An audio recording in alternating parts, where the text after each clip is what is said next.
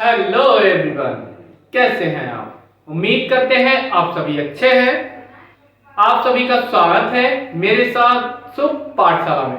तो आज हम लेकर आए हैं दो चर वाले रैखिक समीकरण युग्म linear equation pair with two variables. Chapter number है 3, अभ्यास है 3.1, एक्सरसाइज है 3.1। तो यहां पर मैंने कुछ दो क्वेश्चन लिए हैं जो कि बहुत ही इंपॉर्टेंट हैं और दोनों ही क्वेश्चन दो बार अब तक बोर्ड एग्जाम में पूछे जा चुके हैं। ये क्वेश्चन दोनों ही 2020 और 2022 यानी कि 2020 और 22 दोनों में ही क्वेश्चन आए हुए हैं। तो इन्हें किस तरह से सॉल्व करेंगे, आइए सॉल्व करके देखते हैं। तो क्वेश्चन नंबर फर्स्ट पार्ट पहले सॉल्व करते हैं। क्या दे रखा है?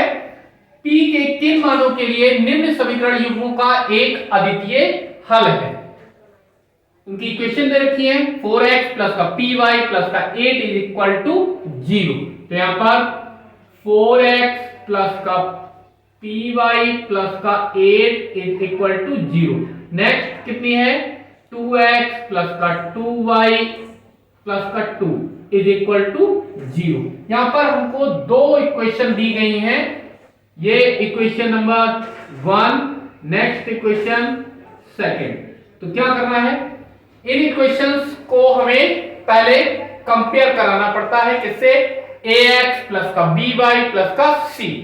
तो यहां पर दो इक्वेशन है तो इसकी हम कंपेयरिंग कराते हैं, तुलना कराते हैं a1x प्लस का b1y प्लस का c1 इज इक्वल टू 0 से।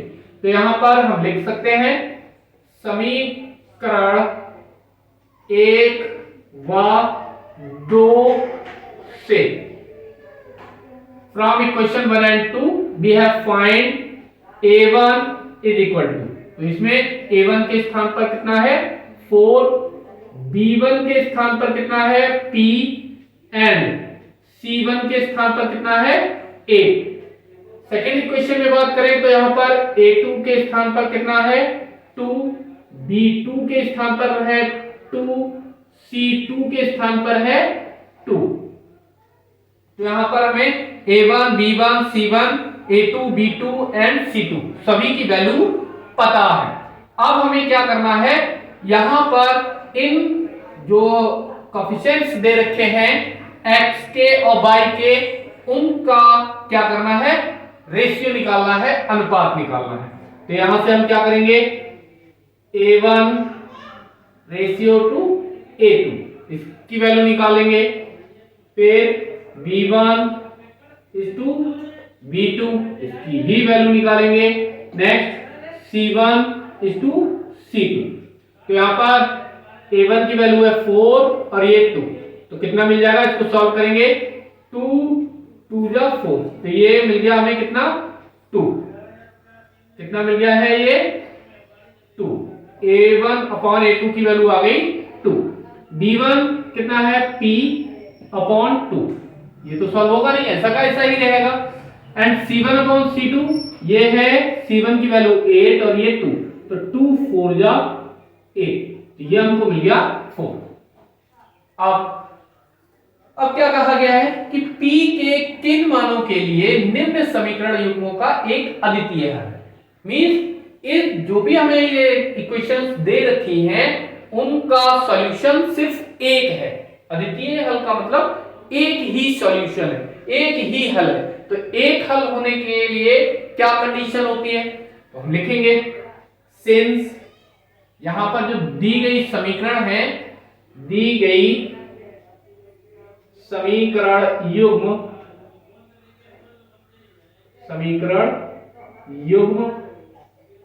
का एक अद्वितीय हल है। और अद्वितीय हल होने पर क्या होता है? अद्वितीय हल है कंडीशन क्या होती है जब अद्वितीय हल हो? तो a1 upon a2 is not equal to b1 upon b2। तो यहाँ पर C1/C2 की तो हमें जरूरत ही नहीं पड़ेगी। तो A1/A2 ये हमने वैल्यू निकाली है कितनी 2 is not equal to B1/B2 ये कितना है P/2। तो यहां पर अपॉन में 1 कर लिया, वाया क्रॉस मल्टीप्लाई मतलब त्रियक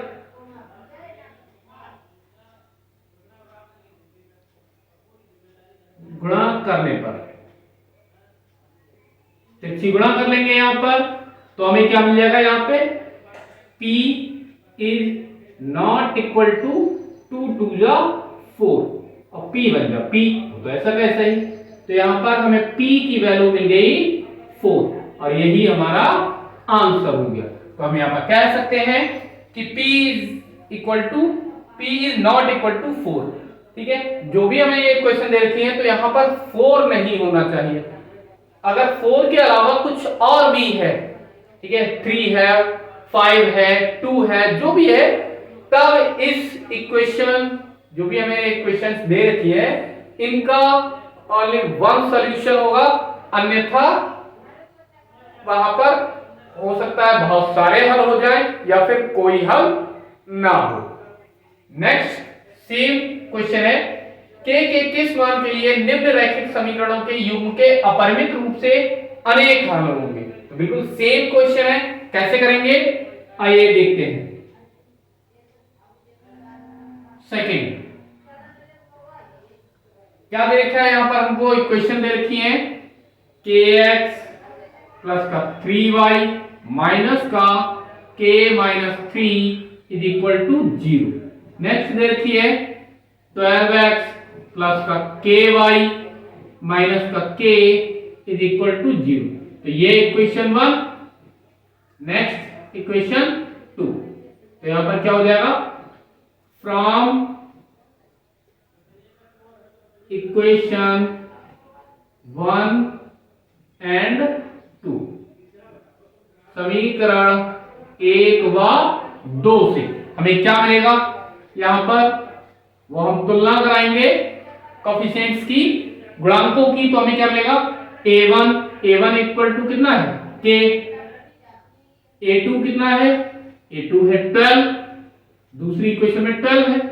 इसी तरह से b1 के प्लेस पर कितना है 3 और b2 के स्थान पर कितना है b2 के प्लेस पर है k। सेम c1 के प्लेस पर क्या है माइनस का k माइनस 3 और c2 के स्थान पर क्या है माइनस का k। तो यहां पर हमें a1 b1 c1 a2 b2 c2 तीनों की वैल्यू मिल गई। अब हमें क्या करना है, दिया है कि समीकरण युग्मों के अपरिमित रूप से अनेक हल हैं। तो अनेक हल होंगे के लिए क्या कंडीशन होती है, सिंस दी गई समीकरण युग्म के अपरिमित रूप से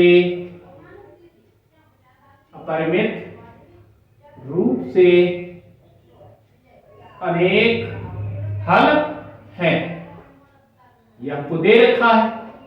और जब अनेक हल हैं देन इसलिए क्या होगा, यहां पर कंडीशन होती है अनेक हल होने के लिए a1/a2 is equal to b1/b2 is equal to c1/c2, ये कंडीशन होती है। तो यहां पर क्या करेंगे, सबकी सब वैल्यू पुट कर लेंगे। तो a1 के स्थान पर कितना k, a2 कितना है 12 इज इक्वल टू b1 के स्थान पर प्लेस पर 3, b2 के प्लेस पर कितना है k। तो यहीं से बाकी और भी है c1 के स्थान पर माइनस का k माइनस 3 और c2 के प्लेस पर माइनस का k। तो यहां पर ये लिख लेंगे होगा इसलिए।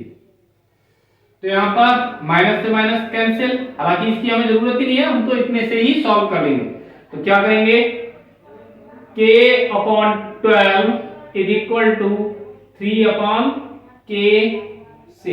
हमने केवल इतना ही हिस्सा लिया है, तो क्या करेंगे, इनकी हो जाएगी मल्टीप्लाई, तो क्या मिल जाएगा यहां से, k और k की मल्टीप्लाई k स्क्वायर, इधर 12 3 जा 36, 12 3 36 होते हैं। यहां पर क्या मिलेगा, k इज इक्वल टू कितना मिल जाएगा, जब वर्गमूल लेंगे इसका तो k इज इक्वल टू हो जाएगा प्लस माइनस का 6, तो k का मान अगर है यहां